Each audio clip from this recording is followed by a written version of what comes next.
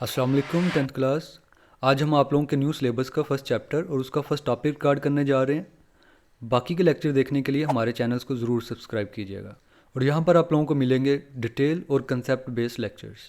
Let's see first chapter human digestive system. इसके अंदर हम पढ़ेंगे न्यूट्रिशन और न्यूट्रिएंट्स क्या होते हैं, ग़िज़ा और ग़िज़ाइयत, हम खाना क्यों खाते हैं, और फिर उसके बाद वो खाना हज़म कैसे होता है और वो हज़म हमारे डाइजेस्टिव सिस्टम में होता है और हमारे डाइजेस्टिव सिस्टम के कौन से इंपॉर्टेंट पार्ट्स हैं और उसके कौन से डिसऑर्डर्स बीमारियां हैं जो आजकल वैसे भी हमारी सोसाइटी के अंदर बड़ी कॉमन डिजीज़ है डाइजेस्टिव सिस्टम की, जैसे स्टमक का ख़राब हो जाना या एसिडिटी वगैरह। तो वो सारी चीज़ें इस चैप्टर के अंदर हम डिस्कस करेंगे। और डियर स्टूडेंट, ये वाला चैप्टर पेपर के पॉइंट ऑफ व्यू से भी बड़ा इंपॉर्टेंट है क्योंकि इसमें एक MCQs आएगा, 2 शॉर्ट क्वेश्चन आएंगे और एक लॉन्ग क्वेश्चन आएगा और ये टोटल 9 मार्क्स का पेपर बनेगा सिर्फ एक चैप्टर में से।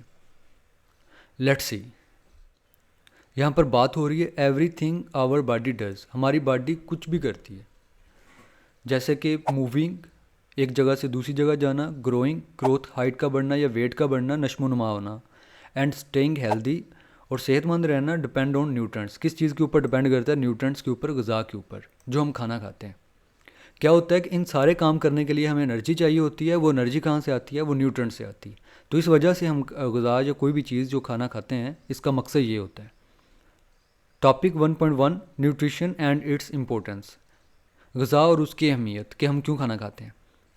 फर्स्ट ऑफ ऑल, न्यूट्रिशन की डेफिनेशन, ग़िज़ा की क्या डेफिनेशन है? Is how organism get and use nutrients. Nutrition, ग़िज़ाइयत को हम इस तरह से डिफ़ाइन करते हैं कि कोई ऑर्गेनिज्म कैसे खुराक हासिल करता है और उसे यूज़ कैसे करता है उस न्यूट्रिएंट्स को। इस चीज़ को हम क्या कहते हैं? न्यूट्रिशन कहते हैं। और इसकी इंपॉर्टेंस क्या है? It help them to grow, stay healthy, repair their bodies. ये किसी भी ऑर्गेनिज्म को ग्रो, नशोनुमा पाने के लिए, उसे सेहतमंद रहने के लिए, अगर कहीं पर बॉडी में कोई डैमेज हो गया, उस डैमेज के रिपेयर के लिए न्यूट्रिशन की ज़रूरत होती है। तो डियर स्टूडेंट, यहाँ तक आप लोग डेफिनेशन करोगे न्यूट्रिशंस की। There are 2 ways through which organism get foods. Organism की खुराक हासिल करने के 2 तरीकाकार होते हैं। एक उसमें होता है autotrophic. Autotrophic nutrition is a mode of nutrition in which organisms produce their own food from inorganic substance using light or chemical energy. Autotrophic nutrition ये वो वाला मूड ऑफ न्यूट्रिशन होता है, खुराक हासिल करने का तरीकाकार होता है जिसमें ऑर्गेनिज्म अपनी फूड खुद तैयार करता है। किससे करता है? इनऑर्गेनिक सब्सटेंसेस से, जैसे कि कार्बन डाइऑक्साइड और वाटर, और सूरज की रोशनी में ये चीज़ें आपस में मिलती हैं और क्या बनती है? फूड, ग्लूकोज जिसे हम कहते हैं C6H12O6। और इस तरह की न्यूट्रिशन को हम कहते हैं ऑटोट्रॉफिक न्यूट्रिशन, कि जो ऑर्गेनिज्म खुद तैयार कर लेते हैं अपने लिए, जैसे कि प्लांट्स और एल्गी और कुछ bacteria. Heterotrophic nutrition is a mode of nutrition in which organisms obtain their food by consuming other organisms और ऑर्गेनिक मैटर्स। हेटरोट्रॉफिक न्यूट्रिशन ऐसा मोड ऑफ न्यूट्रिशन होता है जिसमें ऑर्गेनिज्म अपनी खुराक दूसरे ऑर्गेनिज्म से हासिल करता है, खुद तैयार नहीं कर सकता, उसमें ये पोटेंशियल नहीं होती। ये दूसरे ऑर्गेनिक मैटर जो होते हैं, ठीक है, गले सड़ी चीज़ें जो होती हैं, उनसे अपनी खुराक हासिल करते हैं। ऐसे ऑर्गेनिज्म को हम कहते हैं हेटरोट्रॉफिक। इसकी एग्जांपल्स हैं हम इंसान, एनिमल्स और फंगी वगैरह। और ये बड़ा ही इंपॉर्टेंट शॉर्ट क्वेश्चन भी है, differentiate between autotrophic and heterotrophic nutrition या autotrophic heterotrophic organisms. Next is in animals nutrition take place in following main steps. कि एनिमल्स किन मेन स्टेप के ज़रिए अपनी खुराक हासिल करते हैं वो हम देखते हैं। सबसे पहला स्टेप जो है इंजेशन। इंजेशन का मतलब होता है taking in food and drinking through the mouth. खुराक को खाना और पानी को पीना थ्रू माउथ, माउथ के ज़रिए, इस चीज़ को हम कहते हैं इंजेशन। जैसे कुछ ऑर्गेनिज्म होते हैं वो अब्जॉर्प्टिव होते हैं, जैसे कि फंगी वगैरह, वो कहीं से भी अपनी बॉडी के किसी भी पार्ट से न्यूट्रिएंट्स को अब्जॉर्ब कर सकते हैं।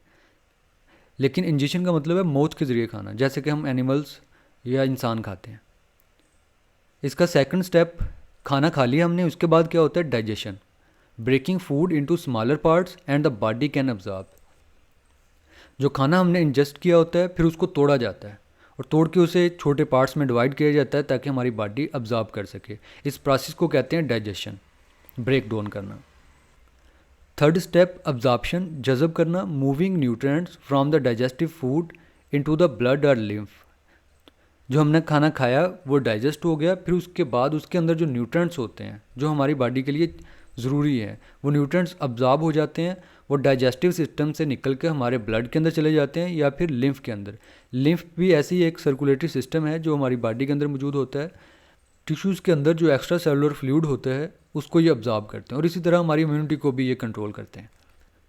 फोर्थ स्टेप की तरफ हम जाते हैं असिमिलेशन। असिमिलेशन का मतलब इस्तेमाल करना, यूज़ करना। Using the absorb nutrients in cells and tissues, जो न्यूट्रिएंट्स हमने ऑब्जॉर्ब कर लिए फिर उन न्यूट्रिएंट्स को सेल्स के अंदर और टिश्यूज़ के अंदर यूज़ करना, इस प्रोसेस को हम कहते हैं असिमिलेशन।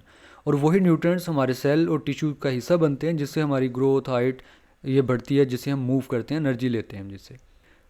इसमें फिफ्थ स्टेप है एजिशन, निकालना। Removing undigested food and waste from the body, जो अनडाइजेस्टेड फूड, जो फूड डाइजेस्ट नहीं हो सकी, और फिर इसके अलावा जो वेस्ट मटेरियल होते हैं जिसे बॉडी की ज़रूरत नहीं होती, उसको बॉडी से रिमूव कर देना कहलाता है एजिशन। डियर स्टूडेंट, यहाँ पर लास्ट पैराग्राफ के अंदर बड़ी अहम बात की गई है अबाउट डाइजेशन, वो हम देखते हैं। The food we eat consist of polymers, जो हम खाना खाते हैं उसके अंदर क्या होते हैं, पॉलीमर्स।